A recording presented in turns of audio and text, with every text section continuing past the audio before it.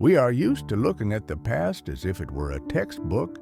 Dates, reasons, events, everything is like broken down.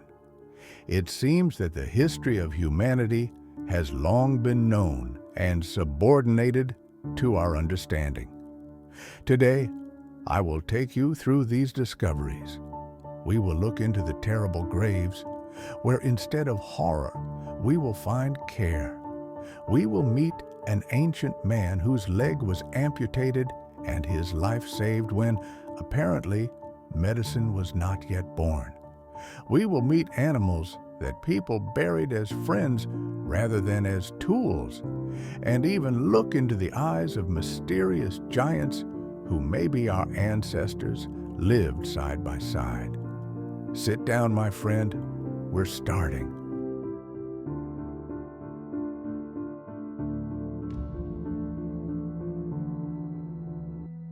Imagine the Borneo jungle, and among them is a skeleton of a man 31,000 years old. He had no left foot. The archaeologists searched for it, but in vain. Then they looked at the bones. The tibia and fibula were cut exactly, clean, like a sharp instrument.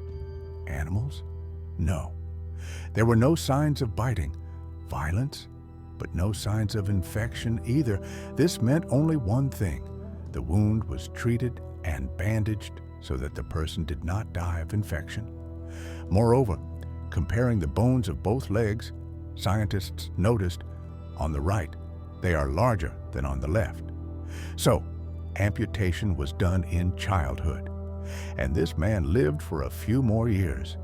The operation was successful. Think, traveler, 31,000 years ago, people already knew how to make surgical interventions, knew how to bandage a wound, and how to save lives. We used to think of them as savages, but it turns out that they had knowledge that even us seem incredible for the time.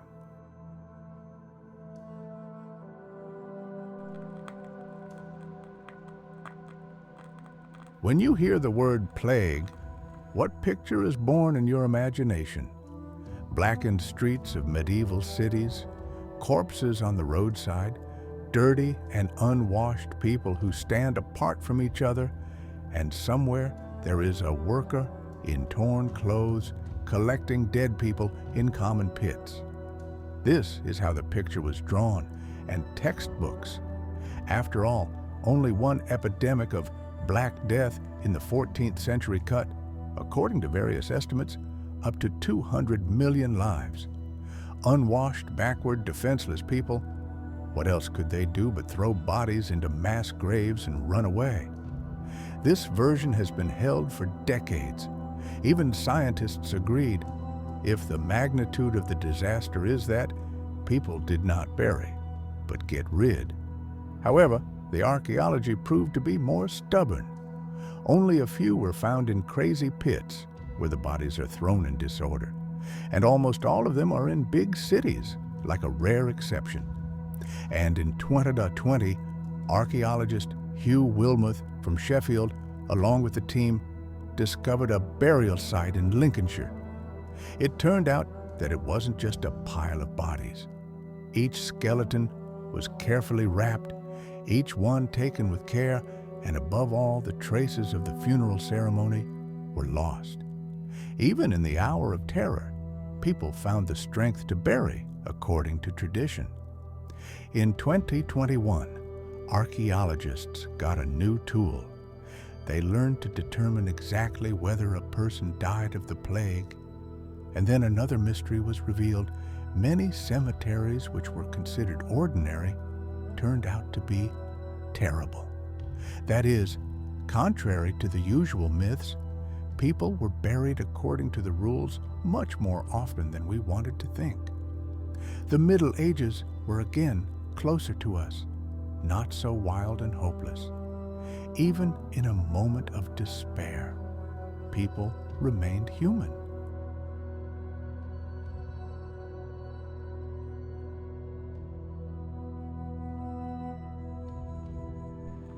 Now turn the page even further.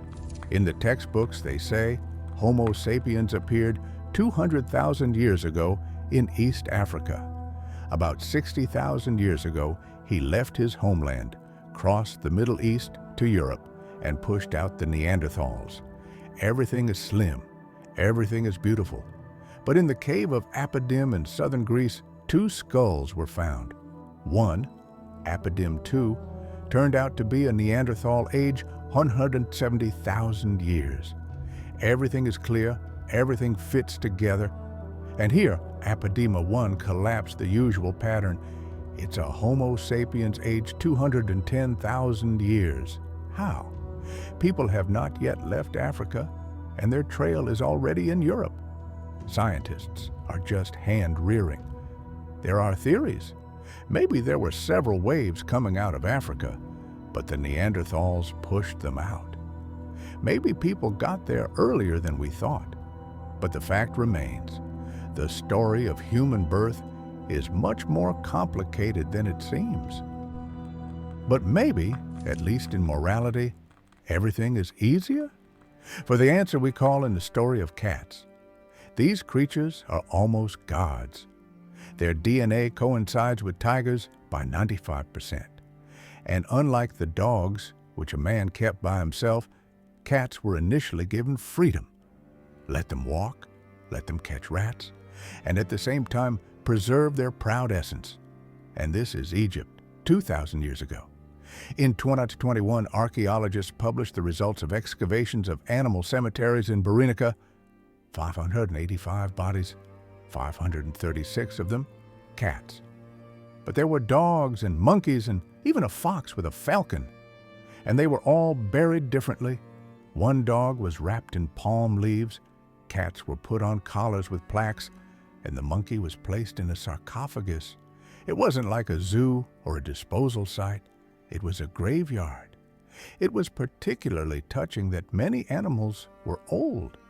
They could no longer catch rats or guard their homes, but the owners continued to care for them and buried with love.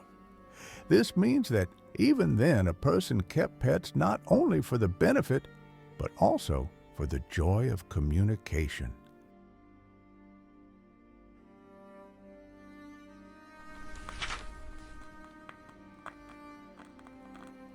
At the site of Jebel Irhud in Morocco, miners found remains as far back as the 1960s. They were quickly dated to 40,000 BCE and forgotten. Then, in 2004, found more, recorded to Neanderthals. But in 2017, the remains were revised. Do you understand, my friend? It turned out to be Homo sapiens. But they're not 40,000 years old. 280, 350,000. That is, at the time when, according to our textbooks, modern man did not yet exist, he already walked on Earth. And not anywhere in East Africa, but in Morocco, in the northwest of the continent. Moreover, the 3D models showed that these people looked just like us. They could be lost in the crowd of any modern city. The cradle of humanity was not so obvious. The human race is older, broader, and more mysterious than we thought.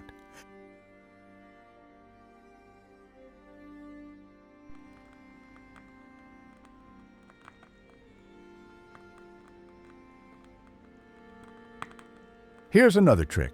Horban, northeast of China, 2018. Skull found. Huge. Brain was twice as big as ours, neither to Homo sapiens nor to Neanderthals.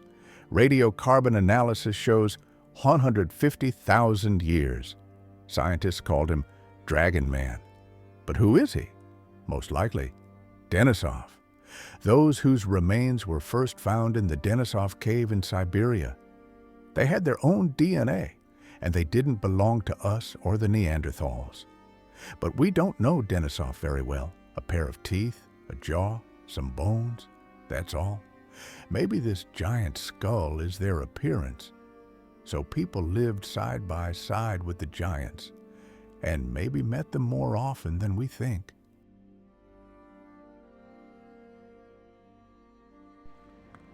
And finally, a discovery that may seem trivial, but it turns the image of our ancestors upside down. Cape Town, excavation. Scientists find glue traces 100,000 years old. Our distant ancestors learned how to get it from the leaves of the podocarpus trees. Condensation, processing, and you get the stuff that they glued together to make tools. Durable, reliable glue. For the savages, it is too much, but it's true. And it turns out that the ability to create complex technologies appeared much earlier than we used to think. Such is she, a traveler, a story. Not strict and clear as the lines in a textbook, but alive and changeable like the sands of the desert.